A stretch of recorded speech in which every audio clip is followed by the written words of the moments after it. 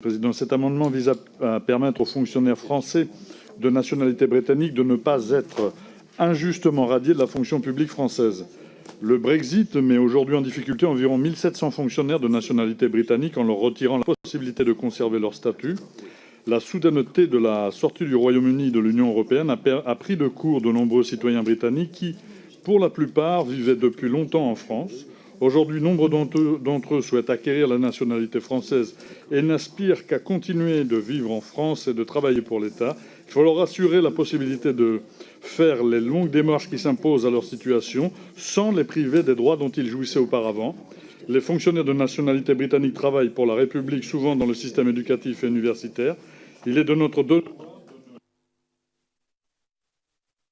d'un statut, il s'éteint tout seul, d'un statut auquel ils ont droit. C'est pourquoi nous voulons inscrire dans ce projet de loi la nécessité pour le gouvernement de permettre aux fonctionnaires de nationalité britannique de conserver leur statut pendant leur demande de naturalisation. Merci. Sur l'élément du statut des fonctionnaires britanniques, les ressortissants européens, pour l'instant, dans les déclarations des Britanniques, auront le droit de rester dans la fonction publique et même d'y postuler. Mais il n'y a pas de condition de nationalité dans la fonction publique britannique et il n'y a pas de statut tel qu'il est conçu ici. Donc l'outil de la réciprocité parfaite entre les deux statuts n'a pas vraiment lieu de rentrer dans une réflexion, puisque ce ne sont pas du tout les mêmes conditions qui y sont attachées. La Commission européenne, si on regarde autour de nous, la Commission européenne a pris la décision très claire de garder les fonctionnaires britanniques au sein des institutions européennes, en leur sein, jusqu'à la sortie du Royaume-Uni. Alors, on n'est pas encore tout à fait au clair sur les intentions des autres pays, mais il paraît, d'après ce que moi j'ai vu au Danemark, avec les Allemands, etc., c'est que la majorité des pays européens qui légifèrent sur cette question prennent le même chemin, chacun avec des statuts de fonction publique qui sont relativement, ou qui sont un peu différents, ou qui ont des particularités indépendantes. Je pense que dans ce cadre de figure-là, il y a deux questions qui se posent. C'est est-ce que ça a un impact réel sur nos concitoyens, que je connais bien puisque je suis élu de là-bas, qui habitent au Royaume-Uni.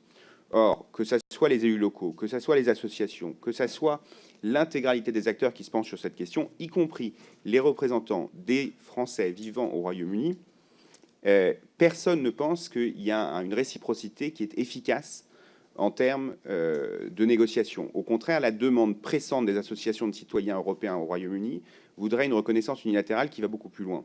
Donc, je pense que cet argument, il est un peu à mettre de côté pour des raisons politiques ou d'équivalence politique. C'est qu'il y a une asymétrie entre la population européenne au Royaume-Uni et les populations européennes britanniques en Europe. Enfin, je vous passe les détails, mais je pense que cet argument, je ne suis pas sûr qu'il tient parfaitement. Il s'ajoute à ça une décision qui nous revient, et à mon avis qui est propre, c'est qu'on a aujourd'hui 1715, on ne sait pas trop, hein, c'est une extrapolation d'une étude de l'INSEE. Donc, on a entre 1500 et 2000 fonctionnaires au statut ou dans la fonction publique hospitalière ou, pour la majorité, dans la fonction publique, dans l'enseignement, qui vont parfaitement, a priori, dans la direction que le gouvernement prend, puisque l'apprentissage de l'anglais est une priorité du gouvernement. Et il me semblerait étrange de les radier pour une décision qui leur échappe parfaitement. J'ajoute qu'il y a une dimension humaine, c'est quand même une dégradation très claire, ou en tout cas une remise en cause de gens qui ont postulé à ce statut, qui ont quelquefois passé un concours qui a pris tout un certain nombre d'années pour arriver à ce statut, sous ou dans l'optique d'y rester, dans l'optique d'être protégé par la citoyenneté européenne. Je pense qu'il y a très peu de gens aujourd'hui qui considèrent que les avantages que confère la citoyenneté européenne sont des avantages qui sont délimités dans le temps. C'était le cas également pour les fonctionnaires. Reprendre ce que vient de dire le rapporteur, c'est qu'effectivement au Sénat, il est apparu très important aux sénateurs de distinguer entre les mesures et les finalités. Ils se sont montrés très attachés à cette évolution du texte. Dans la mesure où nous souhaitons pouvoir aller vite sur l'adoption de ce projet de loi d'habilitation, j'ai tendance à ne pas souhaiter que l'on modifie sur l'architecture du texte telle qu'elle a été proposée par le Sénat.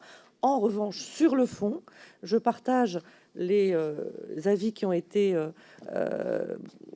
prononcés par les uns et les autres, l'importance de maintenir les fonctionnaires français de nationalité britannique dans la fonction publique. Le gouvernement s'engage à prendre les mesures nécessaires. Donc je soutiens sur le fond les amendements qui ont été présentés.